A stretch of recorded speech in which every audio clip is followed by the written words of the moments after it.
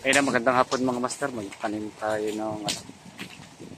nung sili natin. Ito. Itatanim ko na siya ngayon. Ito dapat, ano lang to?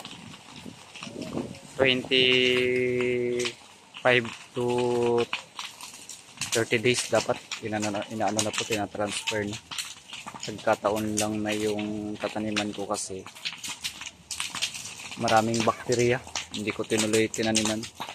Naglinis ako ng panibago. So, ayun. Dito ko siya itatanim. Ito. May na-transfer na ako kahapon. Ayun.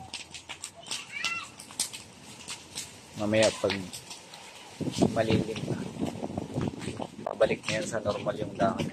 Medyo lanta pa ngayon. Na-late na tayo ng transfer. Dahil doon sa tataniman natin, nagka-problema lang. Update tayo doon sa sili haba natin. Ito na yung sili haba natin ngayon. Marami ng bulaklak. Ito na siya. Mapapansin nyo, marami ng mga bulaklak. Bali, makapal yung ano nito mga master, yung sanga. Ayan sa baba. Marami siyang sanga. Ipupruning, ganitong edad, pwede nang i-ano to. Pwede nang i-pruning to. Sa akin lang, hindi ko pa siya pinupruning. Pinapahaba ko lang. Mga kulang-kulang isang talampakan yung haba niyan bago ko puputulin. Nabibili kasi ito mga master.